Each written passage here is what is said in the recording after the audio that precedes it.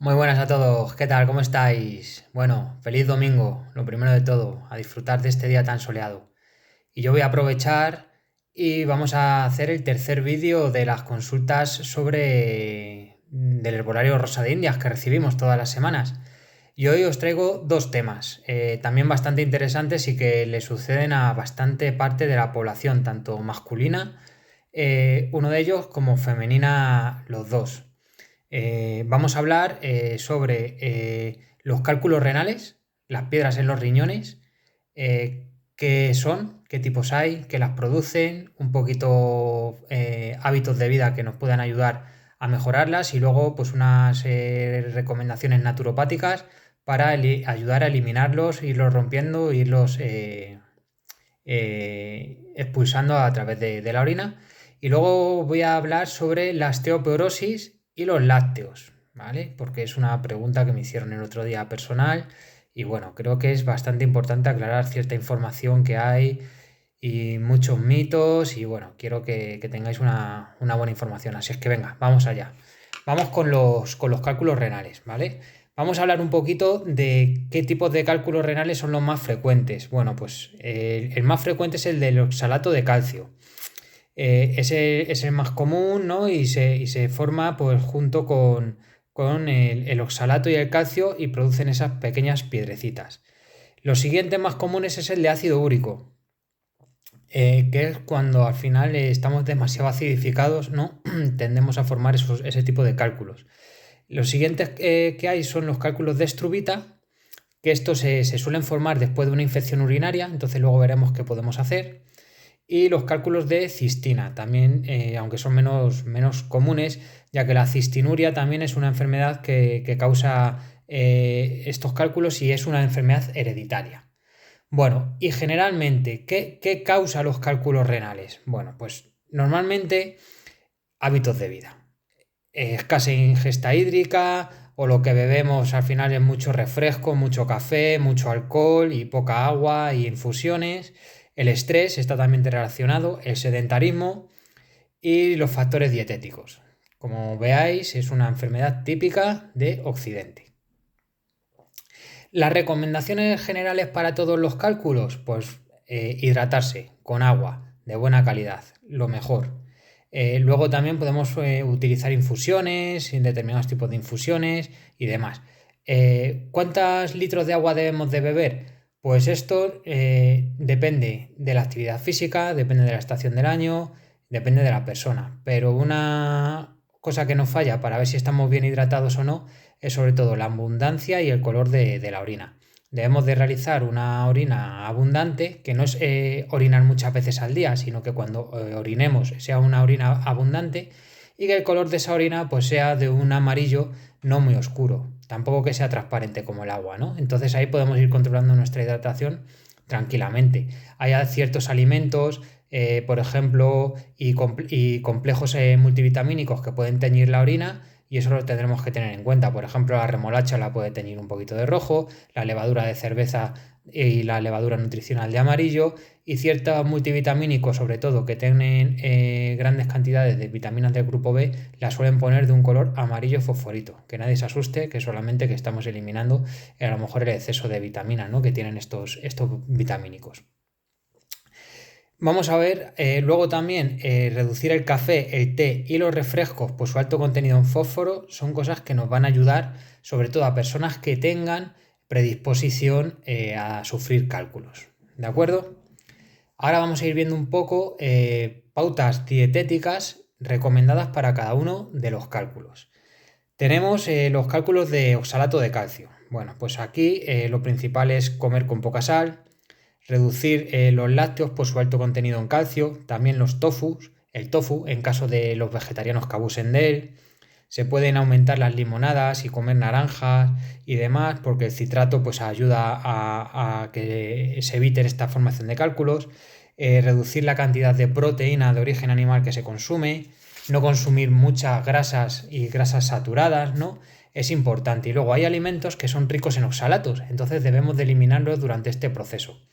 Entre ellos nos encontramos pues la remolacha, los puerros, calabazas, batatas, espinacas, tomates, el té y el café instantáneo y luego pues las sémolas, el tofu, las nueces y el chocolate, ¿vale? Entonces si sufrimos de estos cálculos de oxalato, debemos de eliminar de nuestra alimentación hasta recuperarnos estos tipos de alimentos, y si tendemos a sufrir cálculos, pues bueno, prestar atención, aunque realmente no son estos alimentos los que van a causar unos cálculos de oxalato de calcio, para nada. Son otros factores, pero pueden predisponer, entonces bueno, vamos a evitarlos.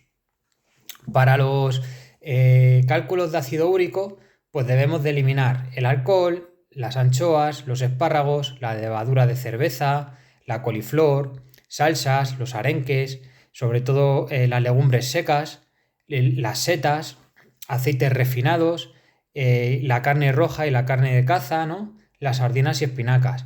Y recordaos que el ácido úrico, que es propensor a también la gota, es la enfermedad de los reyes de la Edad Media, de esos reyes opulentos que se alimentaban a base de caza y de beber vino, que se movían poco, ¿vale? Y les daba la gota, y muchos morían de gota y de unos problemas relacionados con estos excesos. Entonces, bueno, reducir carne y alcohol, clave para el que tenga cálculos de ácido úrico.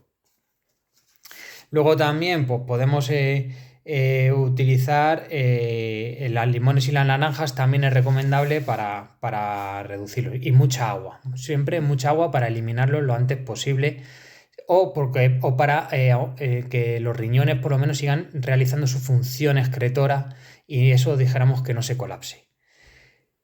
Las dietas que se bajan muy rápido de peso, mucho cuidado porque también se pueden formar cálculos de ácido úrico por ellos. O sea, mucho cuidado ahora en verano con estas dietas milagro porque podemos tener algún percance y que nos fastidien las vacaciones.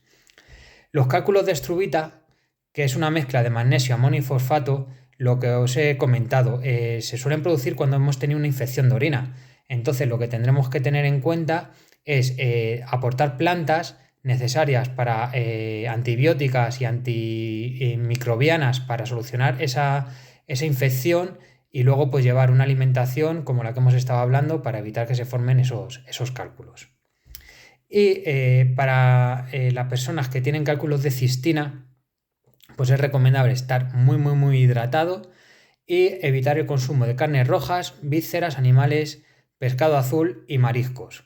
El pescado, evitar la merluza, el rape y el atún. También los huevos y los derivados, los lácteos y los derivados. Y dentro del origen vegetal, evitar la mostaza, el sésamo, el pistacho, la avena, altramuces, espárragos, verdolaga, espinacas y legumbres secas, sobre todo, ¿vale? También el salvado de avena y el café.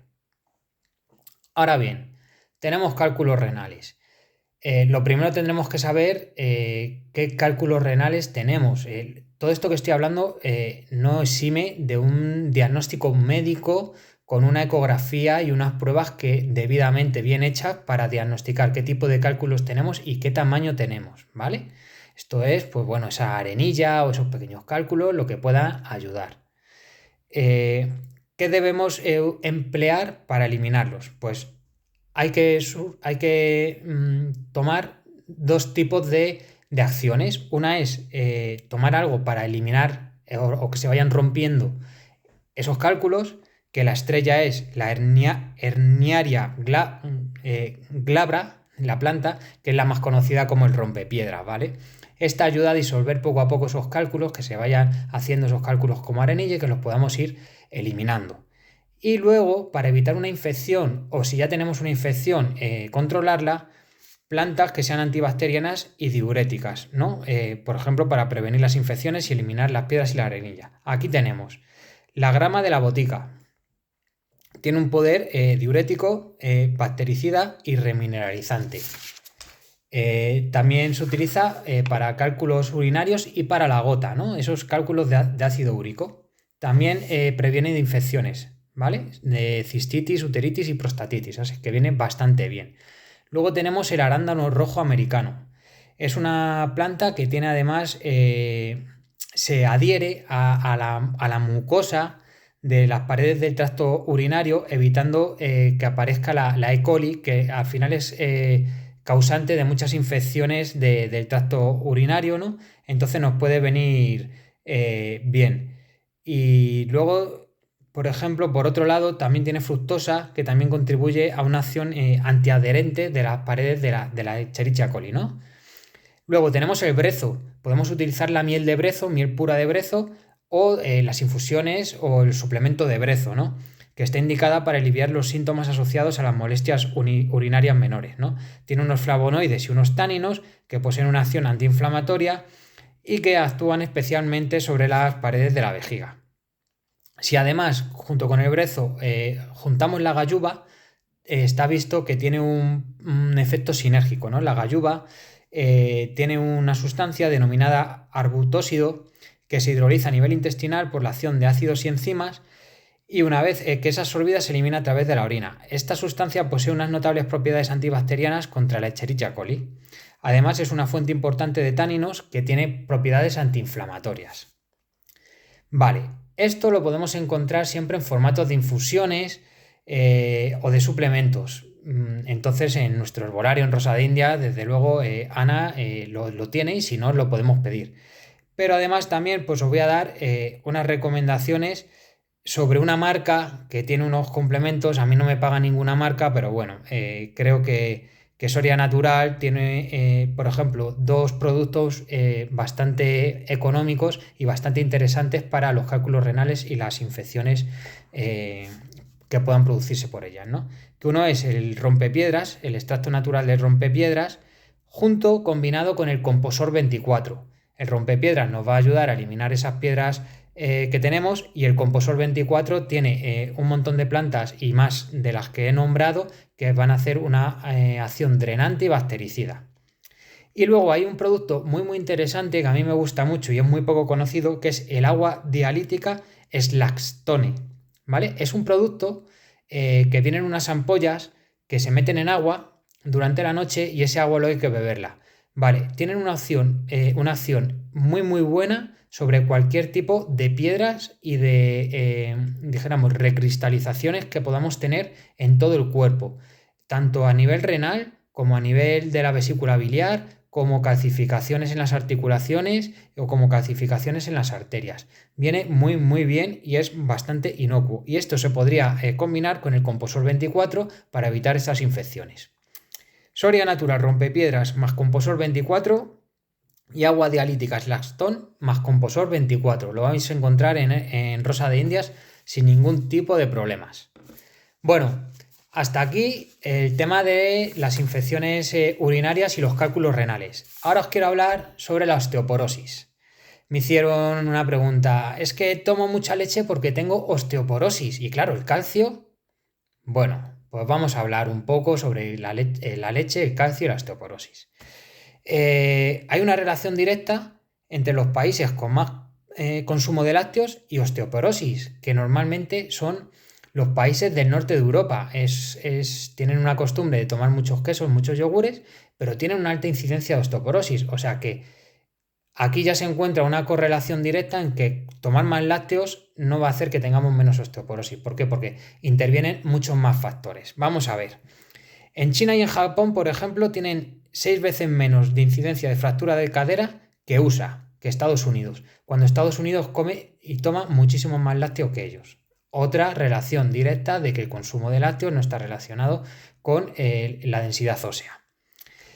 Por otro lado, las mujeres africanas que consumen muy pocos lácteos, porque en África no se suele consumir muchos lácteos, un dato curioso es que tienen muchos hijos que amamantan durante mucho tiempo y no suelen sufrir de osteoporosis.